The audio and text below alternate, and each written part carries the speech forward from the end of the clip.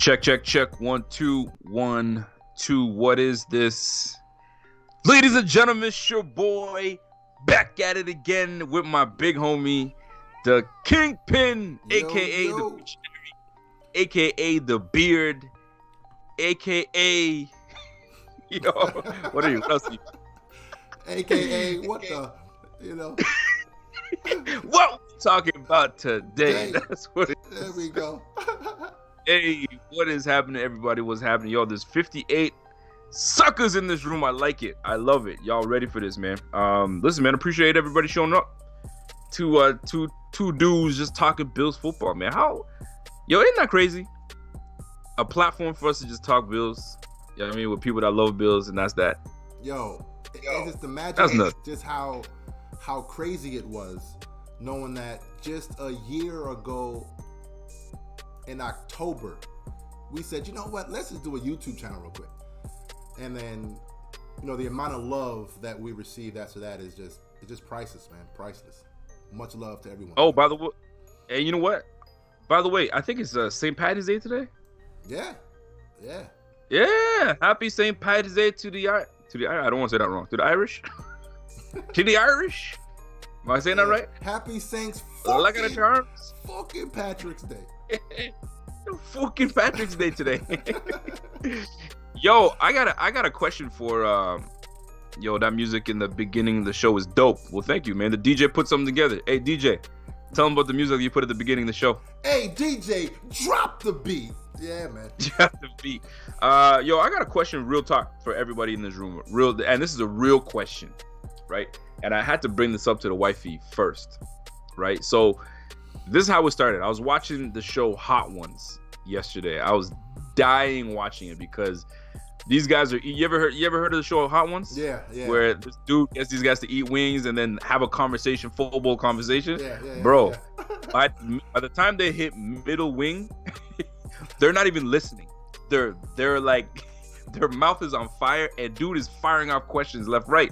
So I'm sitting to myself. I'm like, the wife is like, yo, now I'm in the mood for wings. I was like, yeah, for sure.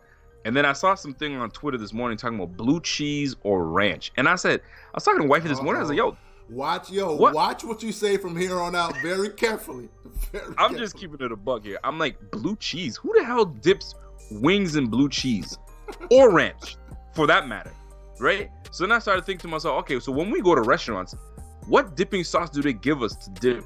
And the wife is like, we get sour cream. For Canadians that know, sour cream is usually, it's not like we ask for sour cream, but the sour cream is there for, your nachos or whatever, and you just happen to kind of cool things off if the wings are too hot.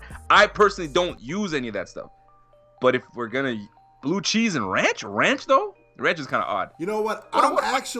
I've always been raised on the ranch. I've been a ranch guy, and I've always been a ranch guy, and I know we'll probably lose a lot of viewers right now, but look, I've been a ranch guy, man. I mean, I try the blue cheese. I'm not saying it's not good, but I've been a ranch. Now, I've never heard of the sour cream. I might have to try the sour cream, man. Maybe it's a Canadian thing. It's sour cream is not like it's flavorful. It's just kind of, it dumbs down the wing if it's too hot. Yo, I got a Spaz Network said, sour cream? What the fuck? Sour cream. You better put Soulja Boy. Sour cream? Sour cream? Sour cream? I'm not saying I use the sour cream, but I mean, I might be making Canadians look bad. Maybe nobody does sour cream, but right. I've seen it done. But anyway, I just wanted to get that out the way. For real talk, like blue cheese or ranch, knock it off. Just eat the wing without. Thank you. Shit. Because honestly, man, just wings by itself just has that perfect flavor. Thank you. What I mean? That's all there needs to be. Yeah. That's all there needs to be. Anyway, how are we gonna start the show off today, man? What do you feel? Man, we signed a lot of players, man. A lot of players. Fans are getting real excited. You got Bean over here saying "fuck you," what I mean? So I hear that. But honestly, Rico, just real quick, we should actually start off by talking about all the players that we've signed, even going all the way back to Spencer Long. We do have to go back to Spencer Long. And now, really break it down. Yep. I will be the first to say I was like, Spencer Long, we from the Jets, and we gave him what? I think it was like At the time, it was like 13 milli or something silly, something like that. I said, yo, they're not bringing this guy to come in and start for us off the bat. They can't be, you know what I'm saying? But nobody was really saying anything at first because we needed to see the deal. We needed to see, you know what I mean, the parameters of the deal. And once the deal and the numbers came out, you knew that it was a depth signing. But even though it was a depth signing, it wasn't a great one. The last time he was good was when he was with the Skins. With the Skins, yep. So and then aren't you supposed to get better? You know what I mean, as you go? Now, you know what I'm saying? So the only rebuttal I would say to that is sometimes when you go to a new scheme, you know, you go from a zone blocking to, you know, like more so of the power blocking scheme, you might, you know what I mean? That might affect a little bit. But just based off of just what he did last year, you kind of have to have a little bit of pause, man, because... So, break it down for them, because people don't know. They need to know. Well, according to the Before PFF, you continue, somebody said sour cream is in blue cheese. So technically, blue cheese might be the way to go. You know what? Hey. Shout out to Kevin Goldstein. Goldstein put me on game right there. Anyway, go ahead with the... Well, no, so okay, so as far as, you know, Spencer Long just last year alone on PFF, it wasn't that promising, right? So it looks like here, his pass blocking ranked him, 43.7 on PFF, and his run blocking was at 45.9. That's not that promising. Now again, it could be the scheme, but as far as how he was ranked last year, it wasn't that good. He also allowed 4 sacks and had 27 quarterback pressures. He allowed 27 pressures. So that's not good. That's not good at all, Rico. That's not good. And that's why the thing is, sometimes new scenery can really boast and boost somebody's confidence. So maybe he just needed to be with a new coach, new everything. I mean, I remember when we had, who was the coach? Cromer. We had Aaron Cromer as our O-line coach, and we were actually pretty damn good with good coaching, good scheme, good everything. The minute Cromer left, we took a bit of a dip in the run game. So, you brought up his year in Washington, where he was a lot better in Washington, right? So if we pull up what he did in Washington, his pass blocking was actually an 84.7. And his run blocking was at a 63.2. He only allowed 1 sack and had, allowed 13 quarterback pressures. So he was a lot better in Washington. So that should tell me it could very well just be scheme, man. And hopefully this is, I mean, we got rid of Juan Castillo. So hopefully with the new scheme, new fresh way of thinking, maybe that is going to be it's going to revitalize Long. But is Long part of our starting rotation? Is he going to be, you know what I'm saying, are they going to try to push him in as a starting guy? It depends. That's my question. Depends, I hear you. It depends. Now, thing is, we're on the old line. So Spencer Long we bring in. All right, that was an early signing right before free agency. So we were able to jump the gun and get to revamping and overhauling this line. So I think the next guy that we signed was, I believe, once free agency started, is Mitch Morse. Yeah. Am I wrong? I'm trying to get my bearings right. Well, as far as O-line, yes. Yeah. Yes, okay. I believe so. So now free agency starts, and then we pick up a guy in Mitch Morse. Now that is a sign that I can get behind. Now here's the thing I respect the most, because of the talk of the town was Bills are ready to jump and pounce on parity. And, you know what I mean, we were all on that. I was on that. Everybody was on that. You know what I mean? I can't front like to say like I knew more. But Mitch Morse started to come into the conversation as well. So the chatter was always parity first. And if we can't get parity, especially because we have the coin, we should jump on Mitch Morse off the bat, right? So what I love about this situation is that we wasted no time with parity. We wasted no time. We went right to Mitch Morse and says, yo, we don't want that dude. We want you. Let's go right now. And what does Mitch Morse what does parity end up doing? he ends up saying peace out to the Jets, doesn't even go back to the Broncos and signs with the damn Panthers. So it goes to tell you, man, yo, there was a plan and being stuck to it. And it's actually Mitch Morse. It's super clear, though. It's one of those things to where, was Mitch Morse the best one all along? Because, I mean, you know, Rico, the entire talk was about, you know, Matt Paradis, you know what I mean? Yep. Mitch Morse could have very well just been the best center all along. And for him now being the highest paid center, we damn sure made sure we had him locked in. I appreciate. Listen, man, you're not lying. And hey, by the way, there's 99 people in this room. I appreciate that. That's love. Listen, let's try to get to 200 people in this room like we did last time, man. Yeah, that would be dope. Yeah, man. And share this wherever you can. Share it so we can get more people into this room. So there's 99 people in this. So give us the stats on Mitch Morse for those that don't know about how good Mitch Morse is, or how the league or anybody else sees Mitch Morse. Now, as far as Mitch Morse, the number one stat that has you, or has able to make fans excited, is the fact that he hasn't allowed a sack since 2015. And in 2015, as a rookie, he only allowed, 3 sacks. So that is huge in itself. Just last year alone, compared to Spencer Long allowing 27 pressures, Mitch Morse only allowed 5. So there that you go. Right there is humongous. Now, as far as PFF, he was rated at 82.7 in pass blocking and 61.3 in run blocking. All right, so it's clear that he's a better pass blocker, but yeah. A clear upgrade. Yeah. You know what I'm from Russell Bodine to Groy taking over at center. Like there was a clear path to, we need to revamp one of the more important pieces on the O-line, which is the center. You need a good center in this damn league, especially if you want to help out your young quarterback. So shout out to the Bills not wasting any time signing Mitch Morse. And not only that, I love what Mitch Morse had to say in his press conference. That guy is a well-spoken individual, and I loved every minute of it. And a dope line, I mean, people are starting to talk about it now, is why not Buffalo? Why not? It's the truth. Why the F not? It's like, look, every year, there's always that one team that shocks the world. You're like, whoa, I didn't expect. Like, for example, the Browns. The Browns went from winning 1 game to winning 7 games last year. So it's just like, Why not, man? Why not? Yeah, why not? And you know what? And they're going into their second year with a new quarterback, Freddie Kitchens as the new head coach, and pressure's on. You know what I'm saying? And now people are gonna be like, yo, they put the pieces together. So why wouldn't you expect them to win? So guess what? Why wouldn't you expect the Bills to compete this year? They're doing all the things that they need to do. So why the hell not?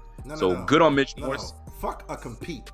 Contend. That's contend. The I like that. Contend. I like that. 100%. Good word.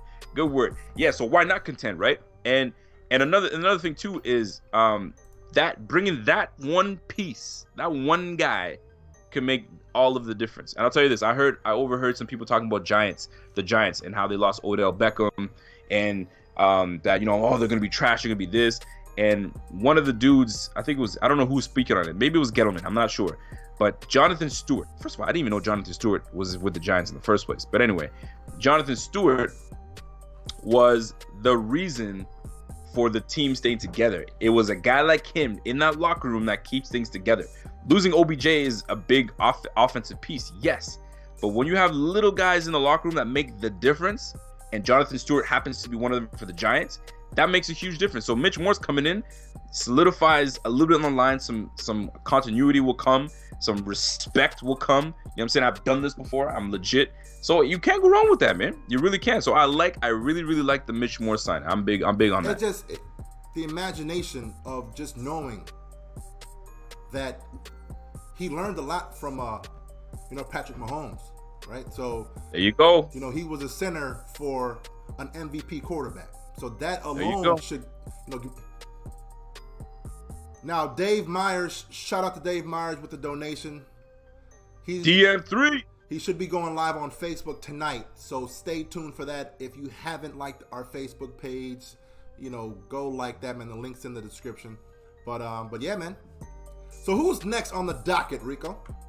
Next on the docket, Mitch Morse gets signed, and if my memory serves me correct, I think we went Mitch Morse, and then we went I want to say Nseki. Did we go Nseki? I'm not sure, but we can bring him up though. I don't have my. Nseki was I believe was the next cat that we brought in. Now, the Nseki signing was actually one of those signings that's very, very intriguing, man, because he was I wouldn't say drafted, but he entered the league in 2012, right? He was an undrafted free agent, and he was like a long time ago. Yeah. Now, but the Nseki thing is, he was riding behind, Trent Williams for 4 years now, right? So you're not going to be starting over Trent Williams. So the fact, why didn't you start? Yeah, he's a left tackle, and he's played left tackle. Hold on real quick. So we got here. Yeah. So this last year alone, he started 5 games. Yep. And he had some pretty solid, gradings when it comes out of PFF, man. He have a 76.4 in pass block, a 70.9 in run blocking. He only allowed 1 sack and allowed 11 pressures, right? So that's pretty solid for just, a guy who was going, who was pass blocking against the likes of, Clowney and there you go. JJ Watt. So yeah, man. And I'm gonna step out on a ledge on this one and say he could literally change the landscape of our starting O-line. I could honestly see him competing for starting left or right tackle. McBean likes to see who can move around and do certain things. So last year, that's all they kept doing. All right, we're going to put Deion Dawkins at left guard, right guard, left tackle, and move him around to see how things can float because injuries happen and you got to make adjustments. So could he push for a starting right tackle spot? Could he push for a starting left tackle spot? That's what I'm more interested in. And did you see the length? If you guys go look at film on this dude, man, this man's arms are long, man. Before a lineman can get into his move, he's already got a paw on your chest. Yep. So you can't even do your move, man. You're trying to rip, swim, all that stuff, and he's already got a hand on you. Trying to bull rush him, he'll get to you before you can even start your bull rush. So from the little film that I've seen on Twitter and going online and checking stuff out, I think this was an underrated signing. Underrated. 100%. And I, Ty Nseki, who the heck is Ty Nseki? Bro, it goes to tell you that our pro scouts did an excellent job of scouting who was going to be available and who's going to be a good fit. I mean, at 33, you look at that and say, yo, man, this guy's just going to be depth, and that's it. Yo, this guy could be a starter for 2 to 3 years, man. The part about Nseki that I do like is that he's been consistent. He's been consistent when given the opportunity. Again, Trent Williams, he's a Hall of Fame left tackle. So it's very difficult to, get any snaps. But when he got his snaps, according to PFF, he's been in the 70s, in the high 70s for almost his entire career. So yeah, no doubt. Yeah, no doubt about it. And shout out to everybody. We got 113 people watching, so shout out to everybody that's in this bitch. If you guys, a lot of times we get people that saying, hey man, we see people donating, and I'm making this up, not at all. I'm getting messages. How do we help out? And the way to help out is by just donating, man, because that's what helps us keep doing it and getting better with our craft and adding more stuff to it so it can make it more enjoyable for you guys. So shout out to the 116 people watching. Rico, just real quick, man. What you just said about those donations are correct, man, because we was actually able to get the PFF Elite just based off of that alone. So, shout out to you guys, man. You guys are actually now being a part of the show. So, huge shout out. And let me tell you, right now we can give you more information. Hey, can you hit us up and tell us how Eric Wood back in the day, what was he graded? We liked Eric Wood so much. What was he graded back then? Hey, we can do that now because of your help. So this actually helps. This goes to show you how we're doing this. Anyway, I don't want to stick too much on that. But Ty Nseki, I'm a big fan. I wasn't at first. I was like, I kind of stood back like, what? Who the hell is that? I But actually now can't wait though, Rico, until we get to the O-line depth chart, because I do feel that we're about to get to it. We're about to get to it. He might crack that. We're about to get to it. Yo, after Nseki, we signed Feliciano. Is that? Am I saying it right? No. His name is it's Klay Thompson Jr. Yo, he does look like a big boy Klay Thompson, man. You look like Klay Thompson like 15 years from now. Overweight, just you feel me? Yo, Klay Thompson Jr., aka Feliciano. Shout out to Fantasy 4th and 20 podcast for the donation. That is love, man. I appreciate that. Thanks for sure. man. So Feliciano, man. I don't know much about Feliciano. Me neither. I don't. But what I do know is that he started a couple games with the Raiders. He's a mauler. They asked him, like, yeah, listen, what do you prefer? I remember them asking the question, what do you prefer? Do you prefer a pass? Are you more of a pass blocking guy, or are you more of a run blocking guy? My man straight up just said, I love run blocking. I love to get on there and get dirty and just maul and do all that stuff. So that tells me, yo, we might be in the business of running the ball like crazy this year. If they're bringing guys with nasty to the line, yo, I'm taking that all day. So Feliciano might be some depth, but at the end of the day, he's going to be pushing, maybe to push for some starting positioning. I don't know. We're about to find out. Now, saying you're a mauler, saying you're a good run blocker is easier said than done, because, yo, Rico, do you remember a guy by the name that we drafted a few years back by the name of, Cyril Richardson? Cyril Richardson, the anchor. You remember that guy? I remember him from Baylor. Yeah, the guy was the mauler. Yo, the guy was a bum. Yeah. So again. Yes, he was a bum. So it's real easy. Now, as far as PFF, yes. He started 4 games last year. Okay. And in pass blocking, he was graded at a 59.5, and run blocking was a 50.9, right? Okay. All right. Now, not great, but not horrible. Exactly. Now, he didn't allow a sack, which is a positive, and he only allowed, 4 pressures. So, he's solid. He's solid. He will. And you know what? And once we start getting the rotation and he gets the good... Listen, it's all about mold and fit. If he fits and he has chemistry and he's intelligent enough to, stunts and twists, recognize stunts and twists, and what schemes are, and so on and so forth, and he just happens to fit relatively well, shoot, take it all day. It goes back to the Spencer Long thing. Like, he went from being almost an 80, graded in PFF, down to a 40 in just 1 year. So again, it could very well just be the scheme fit. I'm telling you, man. I'm telling you, that's what it comes down to. And because I want to bring this up, because the next signing that we did was how do you pronounce this man's name? Ladrainian Waddell. Adrian? I think it's Adrian. Yo, yeah. Listen, let me tell you, black folks sometimes come up with naming their kids some Adrian. Yeah, that's it, man.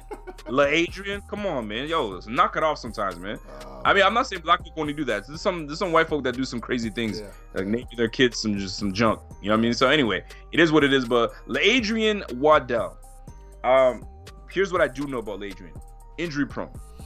He can't stay healthy.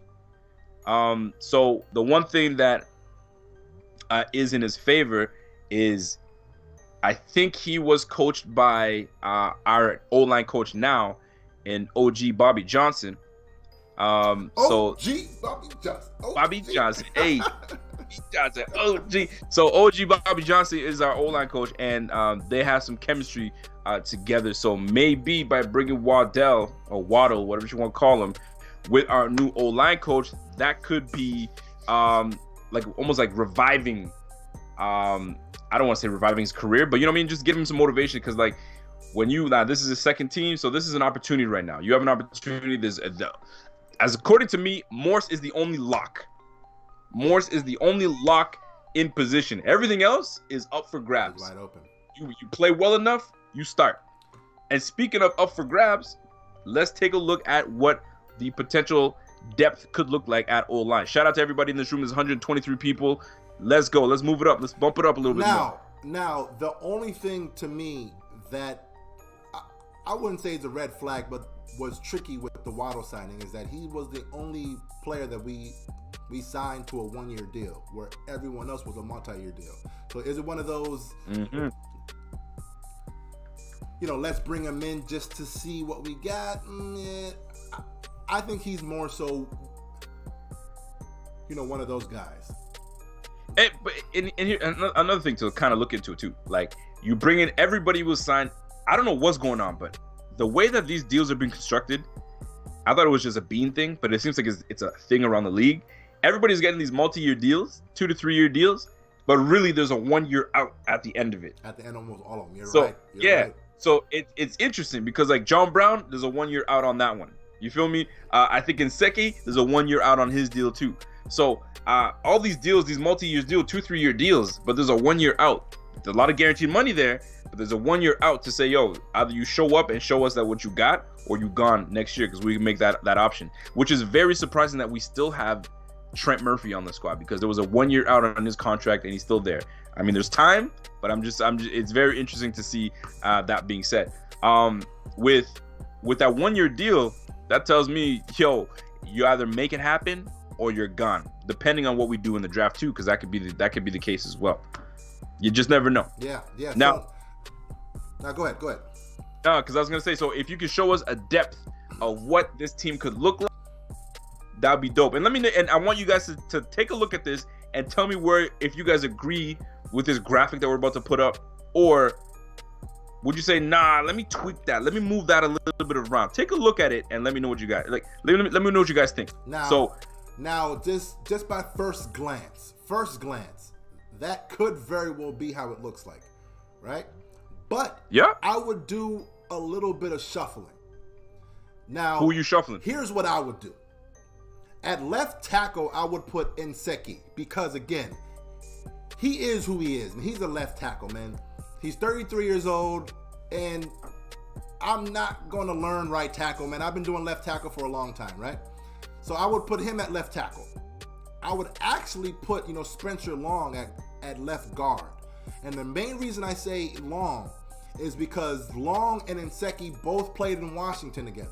So they already had that rapport, right? And of course, center is Morris. And then at right guard, I would probably put, Feliciano. Or, you know what? No. At right guard, I would put Wyatt Teller. How about that? How about that? And the only reason why I say Wyatt Teller is because at right tackle, I will put Dion, and Wyatt Teller and Dion, they both have that rapport as well, right? Got you already... Now, one thing before you go on, Rico, I wish that this year, McDermott, he does things a little bit different. He tries to find those 5 people early and have those 5 people learn each other early, and not always try to do these battles, all the way through preseason. Find your 5 guys and let's go. You threw a wrench in that, because I didn't think you're going to go that route. I did not think you're going to go that route, and I'm not mad at that. Now here's the way I would do it. And I'm cheating a little bit, because I'm anticipating that we draft a big time tackle in the draft and early. All right. So the way I'm envisioning this is Dion Dawkins is moved for sure for me. I'm moving him, but I'm leaving him at left guard because he's familiar with the left guard throughout his career in the NFL. So I'm leaving him at a left guard, but I'm drafting a Jonah Williams, putting him at left tackle. So you got Jonah Williams, you got Dion Dawkins at left guard, Morris at center. Now your right guard and your tackle is where it becomes a challenge. So Nseki takes the right tackle for sure. I need him there because my guy Allen likes to scramble. He likes to move all over the place. He needs a little bit of room in that pocket. So sometimes you need that long arm athletic tackle that can ride out guys real good, and he's comfortable there. And at right guard, you put in Teller or Feliciano. You get those two battling it out. I'm not confident in Long. I'm not interested in Long in that position. So it's going to be Feliciano or Whitell. You got to give Whitell that opportunity to step himself up because he had a taste last year, and I'm sure of it that he's going to have to try his best to try to take on that right guard position. How do you like that one right there? I like that too, man. I like that too. But I cheated. I brought in a draft pick. I cheated. Well, no, yeah, you did kind of cheat. But if we were to get Jonah, I actually do like Dion at a guard position because I do. In the run game, we do a lot of pulling, right? And Dion is the most athletic lineman that we have, so I can see him doing the Richie Incognito type. See, and Leroy Winslow says no. He says no on Jonah. He doesn't like Jonah Williams, and I don't understand why anybody wouldn't like Jonah Williams. One of the better, if not the best, left tackle in the game. But you don't like it. I don't get it. I'm not sure. John Roberts says Teller did great for a rookie, in my opinion. Nobody is the best right away. You earn that. You absolutely do. You absolutely do. That's why you got to give him the opportunity to jump in and take on that right guard position. Now the only thing about Teller, though, Rico, just real quick, is that who is Wyatt Teller? Is the Wyatt Teller the guy that it took 10 weeks for him to finally get a opportunity, or is he a guy that could very well be a Connor McDermott, a guy that we have on the roster and for some reason he just can't take that step? Because when Wyatt Teller came in against the Jets, he was solid, but then he kind of tailed off as the season went along. You know what? Yeah. Do me a favor. Give me. I don't know if you have it open, but if you check Wyatt Teller's stats on PFF, I don't know if you have the thing open right now. I can kind of jump into what we have. So if you look at, here's the thing. I noticed that we put Duke Ass at the bottom on his way out. But you got to give Dukas a little bit more respect than that because you have a Jeremiah Searles. Jeremiah Searles only got some starting opportunities last year because obviously we weren't making the playoffs, so you want to see what the young guys got. But you can't put Dukas like almost on the edge. You got to at least give him the opportunity to be second team left or right guard. Who? Right? Who? But we put him like he's on the way out. Who? Dukas. Man, look, this guy's out of here, man. Get out of his zone. Yo, just because he's Haitian don't mean nothing, dog. Get his ass the fuck up out of here, dog. So I'm just saying, you putting Jeremiah Searles in front of him. It's like, come on, man. Yo, give me some respect, man. I at least started in the game. I started in the NFL. You show me some goddamn respect. Yo, how many times is Vlad Dukas going to block his own dudes, man? Yo, you remember those films back in the day? Yo, come on. Yeah. But you brought up Wyatt Teller real quick. So his PFF, he was actually solid against the pass. So in pass blocking, he graded out at 78.3, but his run blocking was at 49. So yeah, see, okay, yeah, all right. Yeah. Now, I mean, he didn't allow at the end of the day, sacks, and we need to give Allen time to pass. So if he's a better pass blocker, then I mean, shoot, we'll take it because we're gonna be airing that ball out a lot this year. So it's an opportunity, man. It's an opportunity for him to build on his pass blocking ability and improve that run blocking. Now, and I'm assuming that, there's a I just noticed something. So it looks as if every player that we brought in, for the O-line, in PFF, they rank better against the pass than they do the run. So that could be something that, they're trying to make sure that Allen has as much time passing the ball and just hope and see that, like LaShawn McCoy and Frank Gore are able to make things happen when the run blocking isn't up to par. Perfect segue, because now that allows us to go right into the running back room. Thank you, P Money, for bringing that up.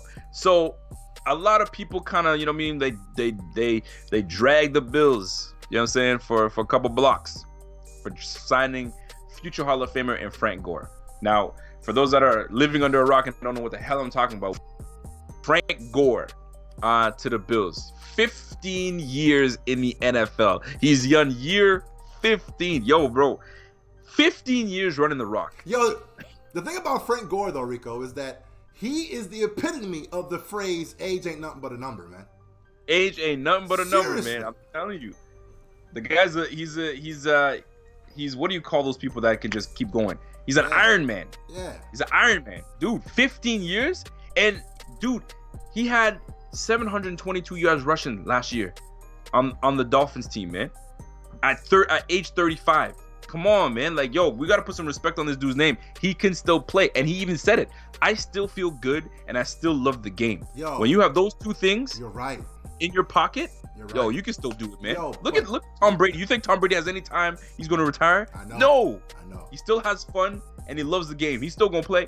Yo, but it's crazy though, right? So out of the 722 yards rushing he had last year, 513 were the yards after contact. So he's still able to take the contact and make things happen, man. That's huge. And That's huge. And he hits the hole between the tackles. Yeah. You know what I'm saying? He's not going to kill you on outside runs. It's all inside. That's the thing that you got to respect the most. So my guy in Frank Gore, man, I was like, oh, okay, we signed Frank Gore. I'm not mad at it. And the fact that you have both those guys doing big things, man, you gotta give respect to that. So shout out to Frank Gore showing up. But it's a little more than that, in my opinion. By the way, shout out to James Harity. Love the show, fellas. Go Bills. Just gave a nice donation. I appreciate that, my dude. Now Frank Gore. Before you segue real quick. So I'm not segueing. I'm gonna stay on it, but go ahead. Oh no. All right. So what I was gonna say is, as far as Frank Gore, right? You want a running back who is able to generate first downs. Right? Yep. That's huge. You know, the 3rd and 2s, 3rd and 3s, right? Frank Gore had 25 first downs. And just to kind of put it into perspective, Mark Ingram only had 17. So, you know, Frank Gore is a solid addition, man. Very, very solid. Solid addition. Now, perfect. Solid addition. But he's not just a solid addition for his running ability. He's a solid addition for the young backs that are on this team. Your Keith Fords, your Marcus Murphys, you feel me? Your LaShawn McCoy, you feel me? So he's like a pillar in the locker room. He's a pillar in the running back room. Not only that, he's gonna show you how to take care of your body. This is what I do to take care of my body. Listen, you think I've been doing this 15 years for no reason? Nah, this is how I do things, right? Yo, this is how I watch film. This is how I work out. This is how I pass block. These are my tricks to pass blocking. You know what I mean? This is technique. Yo, he brings too much to the room for us to shit on it. So I like the signing. I think it's a big thing that we brought him in. And we need veterans on this team. That's another thing. We had a bunch of young guys on this team last year. Now that we bring in some age, we got Ty Nsekhe that's been in the game for a minute. You feel me? Mitch Morse, some experience. Frank Gore with some experience.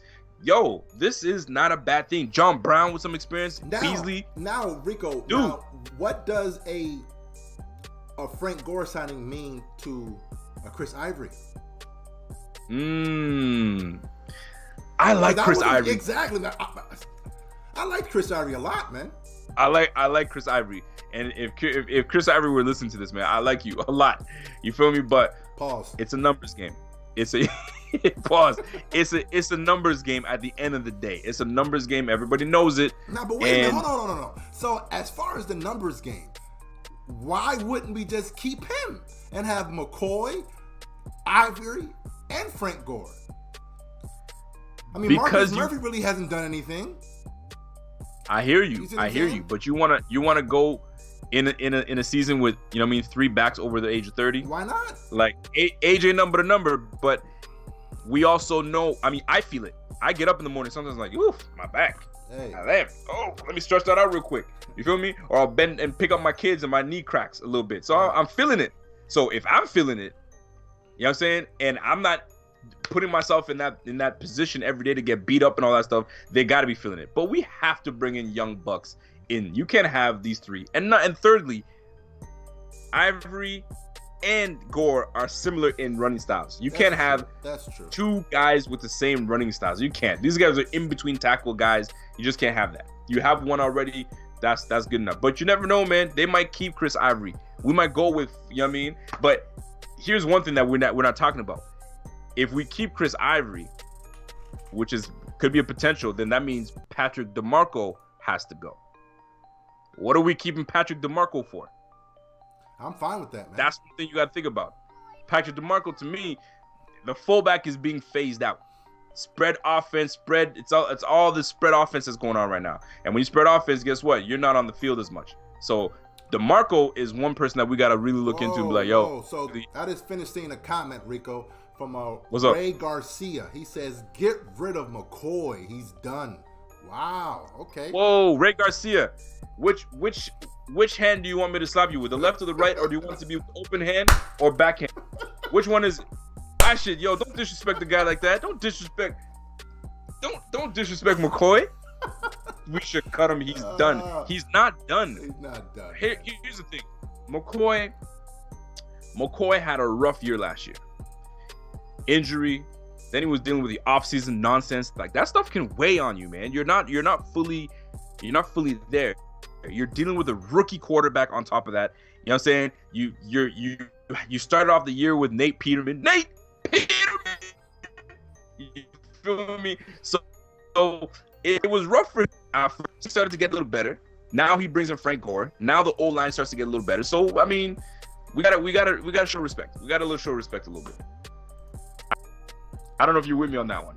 Well, no, I mean it's one of those things too, man. We can't blame the O-line for being horrific and then say, well, McCoy didn't do anything, right? It's one of those, we have to pick one. So as of right now, it's clear that the team feels that it was more on the O-line than it was on McCoy. So that's why they said, you know what, let's try to fix the O-line. So then, we'll be able to see exactly if McCoy, still has it or not. So then we hit up Duke Williams. Yo, you want to talk on this or you want me to talk?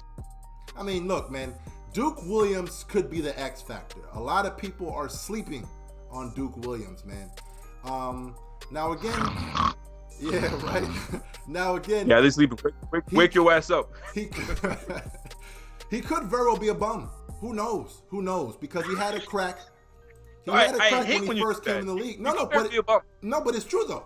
Like, he was an undrafted free agent to the Rams in 2016, right? So he had his shot, and teams weren't really feeling him, but he took his talents to Canada, and he showed out, right? He's a big dude, man. 6'3", 225.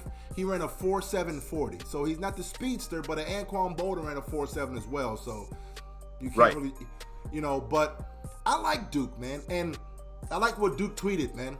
I don't have it up, but it was pretty much saying, look, you guys sleeping on me.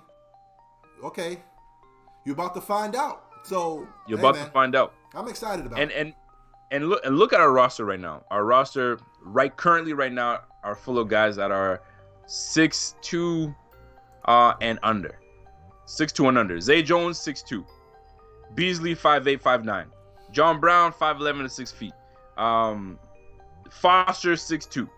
So a big body guy, and Foster doesn't play like he's 6'2". He's more of like a speedster type guy. He's not a your go up and get it type of receiver. So you're bringing a guy like Duke Williams that's a go up and get it. And take it from me, I watched the guy play. You know what I'm saying? Like he dominated in the CFL. And if you guys don't know, being pegged as a tight end, I don't like. Are you seeing that information? Yeah, I saw that. We can move him into tight end. I was like, move him into tight end for what? At 220, dude he's a wideout. That's what he does. You know what I'm saying? And he's about to show it off this year. Now, I don't want to gas him too much because he's at the bottom of the depth chart. With the moves that we've made, he's at the bottom of the depth chart. He's got opportunities to really come up, and he's got an uphill battle. So I'm hoping that he does some good things. But he's definitely not a lock to make this team on Duke Williams. For real, you with me? I agree with that 100%. Who's next on the docket? I say we go around and go with John Brown, man. I like John Brown. Smokey Brown. Now, I've been one of those guys that have felt that John Brown is a perfect fit for the Bills, man. He's a perfect fit for what we want to do. He's a perfect fit for the quarterback that we have. So I've always felt that John Brown was a guy that we were going to bring in, more importantly because I knew that we were already interested in him, right? Now, I do like what he said when asked, "Yo, you were offered to come in last year. What happened?" And he pretty much said what was true. Yo, I had no idea who the hell the quarterback was going to be, man. And if you're going Nate Peterman, hell no. I ain't playing for the damn Bills. Going to have Nate Peterman at quarterback. So that's why he chose Joe Flacco, and I can respect it. Now he saw Josh Allen. He was like, yeah, I'm going to go ahead and go with Josh Allen. So I can respect it, man. Oh, okay, so here's how I feel about John Brown. And this is me being petty Betty, all right? When John Brown had the opportunity to come here last year and he saw what we were working with, I could see it as a free agent. And for your career, you don't want to go kill your career with somebody that's not proven, especially with the year before at the Chargers game. So he's like, yo, I know who that is. I'm good. Feel me? Yeah, that's true. Now, the fact that he spurned the Bills, I feel like, yo, if you had an opportunity to come here and you didn't take it, yo, you're dead to me. I ain't calling you back. You know what I'm saying? If you didn't like me when we were trash, you ain't being part of me when we on the come up, right? But you in this business, you can't be that way. It is business. It's business. You got to say, let me put the feelings aside. Let me get out of my feelings and say, yo, are you trying to make this team better? It didn't work out for us this year, but we got the pieces to make you one of our cogs, our key cogs on this team. So I like the John Brown signing, and I'm watching you. I mean, in the group chat, we chat, and I'm looking at the stuff that we put out on John Brown. Listen, man, he could be a very big part of this team. Now, and Joe Flacco, go ahead. No. What are you gonna say? And the fact that you came from Joe Flacco, and then from Joe Flacco to Lamar Jackson, which I like. I love Lamar Jackson, but Lamar Jackson is not your prototypical passer. He's just a game. He's a playmaker. You feel me? So his statistics took a dip. John Brown was on pace for a 1,000-yard season, and he took a dip when the new quarterback came in. So we have a quarterback right now that is not afraid to air it out, and he will be looking to John Brown often. Now, what enough. I will say though, as far as Yes. John Brown, what is concerning is that last year alone he had 7 drops. He ranked towards the top of the league as far as drops, which is, but It's concerning. That's concerning. But he did average, 16.6 yards of reception, and quarterbacks had an 82.3 passer rating when they targeted John Brown. So Okay. yeah, I'm okay with. Yeah. I'm okay with that. Now we bring in the John Brown. Did you hear about the tactic that yes, the front office used to sign John Brown and our next receiver that we're gonna bring up in Cole Beasley? Let me tell you, if you guys don't know about this, whenever you have a player being signed, if I'm being signed and then I hear that you're signing someone that's kind of like me, I'm like, yo, aren't you trying to use me as your main guy? Like, what is this all about, right? So what the Bills did was like, yo, it's like me and Pierre, you hit this dude, I'm gonna hit this dude, we're gonna sign him at the damn same time, and then we're gonna bring him in. And that's exactly what they did. So one guy was negotiating with one receiver and another front office member was dealing with another receiver, and they signed them both at the same time without even telling them. Sneaky, but sometimes you got to do what you got to do to win. Because just imagine this though, right? Because Cole Beasley said, yo, it was either the Bills, the Patriots, or the Cowboys, right? So yep. If I'm on the phone and all of a sudden I say, wait, you just paid John Brown all this money? Hold on. I don't know if I want to go over there now because of this. So I can respect being slick, saying, yo, let's just try to do this shit at the same time so we can lock them up both. It was a brilliant move by Bean. Brilliant. It's a good move. It's a good move. You can't even hit on that. Yeah. Now, Cole Beasley is, I would say, a top 5 to top 10 slot receiver. I'll even go as high as a top 5. You know what I'm saying? Edelman obviously is the best slot receiver in the game. And the slot game, it seems to be getting more and more love. You know what I'm saying? More corners are being signed. More defenses are going to a nickel type defense to be able to cover guys like Cole Beasley's that are giving us problems and fits. So the fact that we get a security blanket in Cole Beasley, that is a nice little route runner. You know what I'm saying? One-on-one is going to be tough to stop this guy. And Cole Beasley seems to be embracing Buffalo. And not only that, what makes me like him twice as much more are two things. The boy can spit on the mic. He's on the mic and he can rap. Oh, wait, that's another one. He's got bars. You feel me? So not only does he have bars, but he dropped a couple bars for one of the Patriots fans or his Dallas fans saying, yo, I understand that you didn't want to sign back with us and you chose the Bills over the damn Patriots. He's like, yo, they're a bona fide winner. They win every year. And his response was, yo, the problem is people assume that the damn Patriots are going to win every year.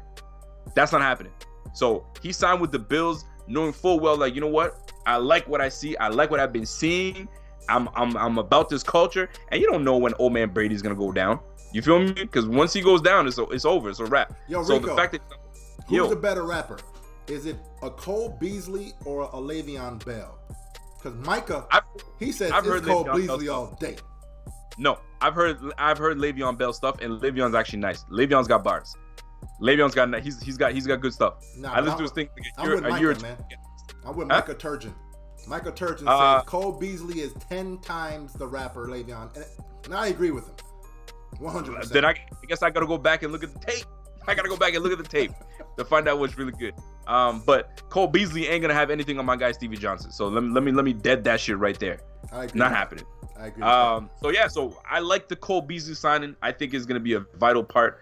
I'm more interested to find out how this whole depth comes together, because we got some guys that there's gonna be some competition this year, man. There's gonna be some competition. Crazy though. You mentioned that as far as being that, slot guy, the guy who the quarterback, targets as the reliable wide receiver. You said that, Julian Edelman could very well be that top guy, and he could. Or it could just be because he plays for the Patriots. He's well known that it's Julian. But Cole is giving him a run for his money, right? Because remember, I brought up the stat with John Brown. Yep. And I said that with John Brown, where is it at? He had the quarterbacks had an 82.3 passer rating when targeted, right? Mm-hmm. Well, as far as Cole Beasley, it's 110.2 passer rating when you're targeting Cole Beasley, right? So you think you're going to cover this guy one-on-one in the slot? And that's higher than Julian Edelman, who is at a 106. So again, Cole Beasley is one of those guys. He's the third down target. He's the guy that, if we need a damn first down, Josh Allen is more likely going to target Cole Beasley. So he's a legitimate option. And Cole Beasley's embracing the culture, man. He's embracing it because they're throwing shots at him. The fact that he left the Dallas Cowboys and he came to the Bills. And he's like, yo, you're going to the Bills where they don't win nothing? He's like, yo, Dallas hasn't won anything in 7 years, so I'm good. I think we'll be just fine. Yo, he's throwing shots right back at them, man. So I like that. I think he's going to embrace Buffalo real good. I think we're in for good competition this year, man. 100%, we are. 100%. For sure. And then we got tight end Tyler Croft. What I know about Tyler Croft is that he's an athletic tight end. Athletic enough tight end. Big boy. I think he's about like 6'4"-ish. And is he 6'4" or is he a little taller than that? I can't remember how tall he was. I'll tell you right now, he's actually, hold on. Or is he 6'6"?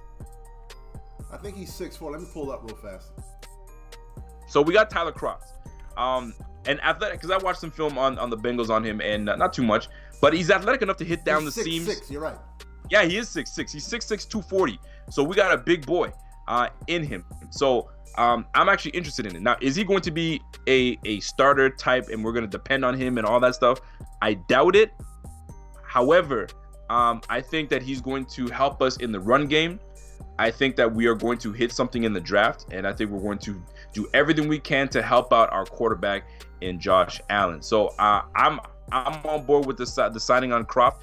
What I love more about the signing on Croft is the fact that they know about his injury proneness to not be on the field. So they constructed that deal enough where, yo, you want to be on this field? We're going to give you $500,000 every time that you stay and play a full game. So that way, that's how you're gonna make your money. So shout out to the Bills on the way they constructed these deals, because I think it worked out very well.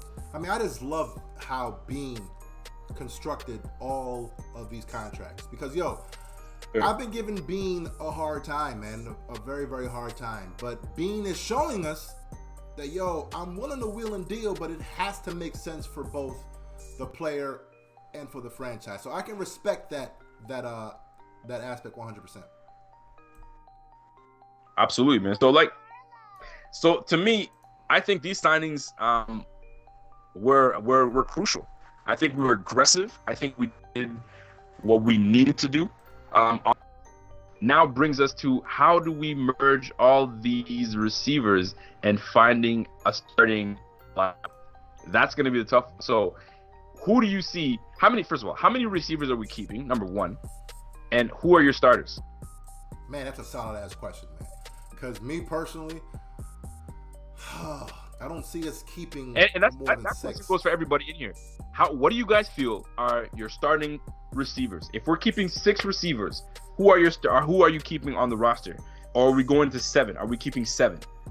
But let's just say, for argument's sake, we'll keep 6. Who are your 6 that you keep on this team, including everybody that we've brought in as free agents? Man.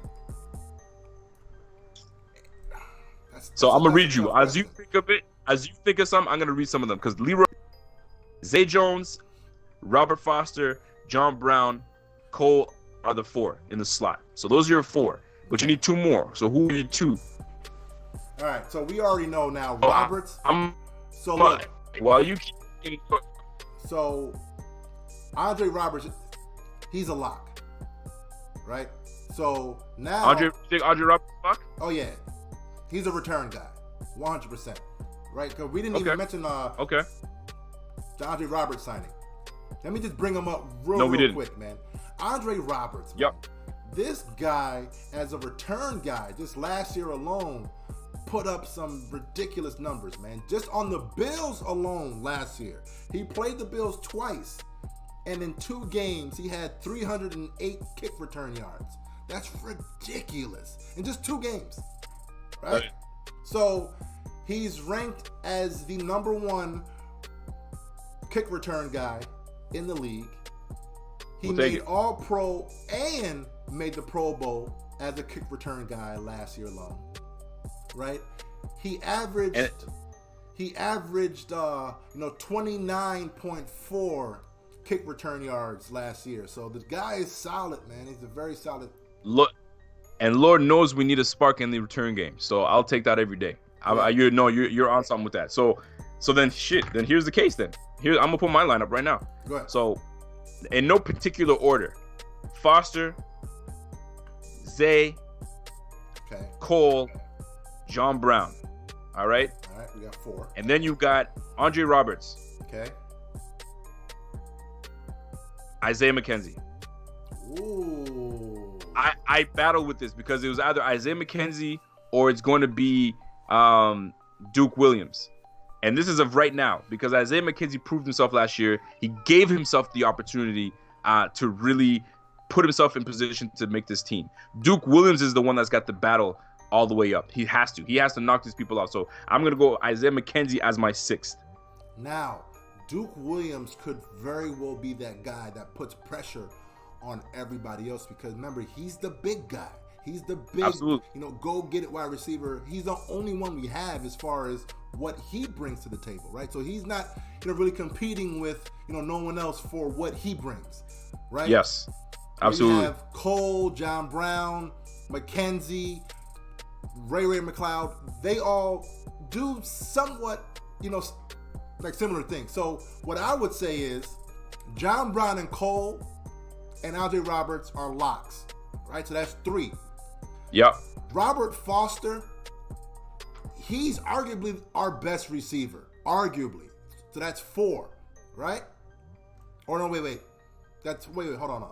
We have Foster, John Brown, Cole Beasley, Andre Roberts. Then I would say Zay Jones and Duke, man. Zay Jones. Hey, listen, man. I'm not opposed to it's gonna come down to this camp, how everybody does chemistry-wise with the quarterbacks and all that stuff, and we might even bring in another damn receiver that's gonna throw this whole thing for a loop.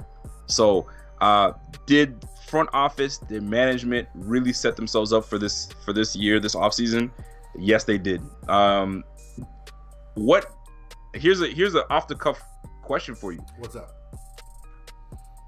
What do you grade the front office? What do you grade them thus far? And that's even without the draft. What do you grade them right now? For what the moves have done and what they've been able to accomplish right before draft. I'll give them a B-. B-. Oh, I like that. That's a good grade. You know what? I'm gonna hit that B- as well. Right, because yes, we got the best center in free agency, and we got some receivers to help out Josh Allen. But as far as all the other signings, it's still up in the air. Because again, we all thought when Ryan Groy had a couple of solid games when Eric Wood was hurt, we felt, man, what? Let's plug in Ryan Groy. Come to find out, he really wasn't that good, right? So again, all these signings could be some solid signings, or they could be a whole bunch of Ryan Groys, right? So what does everybody else think? What does everybody else think in this room, man? Is what kind of grade are we giving this front office? Is this an A+? Did we A++ this offseason, or are you still not impressed? And this is like a C-. I'm with Pierre on this. B- is a solid grade for this team. B- for me. Because they did good. They did good. I think so. Right? I think so, man. We brought in what, like 8 or 9 players. So we definitely did good. But it's one of those things that, let's see what happens. Let's see how these guys shake out. And you never know. This could very well be an A for all the hell we know. Thought about it. Oh, by the way, pooh. That was my air horn. That was my air horn right there. Len Brown just made a nice donation to us. Should Buffalo go get Donald Penn? Was a question that he had. Len Brown. Shout out to Len Brown. I think so, man. Yo, man. Len, appreciate it, boss. Yo, I think so. Donald Penn at left tackle, that solidified the left tackle position for at least a year. Again, I'm trying to contend for a championship. We're trying to pull the Rams. Have a daycare, exactly. I'm trying to pull the Rams, right? So get Donald Penn. He's left tackle immediately. Deion Dawkins at left guard. Boom, the left side is done. Morris at center. That's done. Now you have Nseki. You can push his ass over to the right tackle, and then whoever the hell is going to play at right guard. But you go draft your right guard. Exactly. You go draft your right guard. Done. Right? Done. It's done. Yo, shout out to that. That's a great question by my guy Len Brown. Shout out to Len Brown on that, man. That's real. That's real, man. That's real. P Money, talk to me, man. How do we conclude this show? Talk to me. What are your last thoughts on this? My last thoughts is, look, Brandon Beane, when he sat there and heard all the criticism as far as players not wanting to come to Buffalo, and when he came out and said, look, all y'all sitting here talking shit about Buffalo, you can go take this, my left nut and my right nut, and suck it. You dumb. For this offseason. I think they're still kind of sleeping on us. They're not sure, but they're now starting to kind of hear about us. They're not awake yet. They're still sleeping on us because we haven't done anything. Everything is now on paper. But until we start putting things together, I think that we're starting to make a little noise, and now people are gonna have to start to respect the Bills, and that's just what it is. That's just how I feel about it. So I think I'm good with that. We're not gonna touch on draft just yet. I think we should hit draft on next topic. What do you think about that? I mean, on the next show, we can definitely hit that up, man. I mean, because look, draft is almost here, man. Draft is a little bit over a month away, draft man. Is almost here, so we're gonna. Yeah, so this gives us a chance to kind of do some homework on the draft and kind of put our predictions together. So, yo, plug your stuff, man. Where can we find Pierre P. Money? What do you do most of your shit talking? _ Kingpin on Twitter. Pierre_Kingpin on IG, but it ain't really about me. You know, I've never been a fan to try to plug me, man. It's all about the brand. It's all about Buffalo Fanatics. All the links are in the description.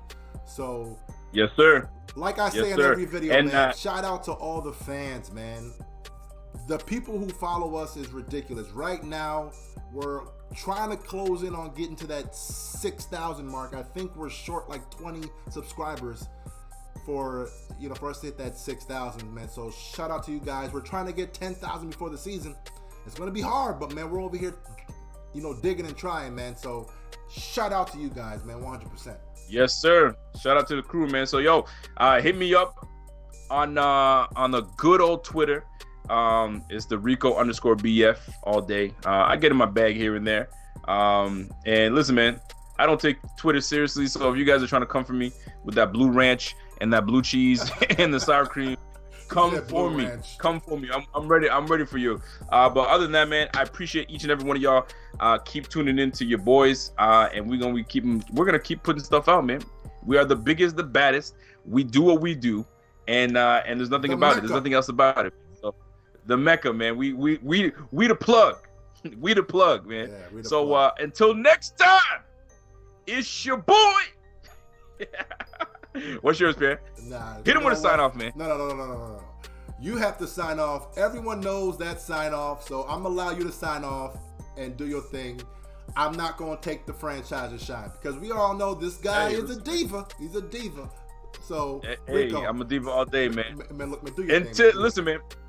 Until next time, it's your boy, and we out.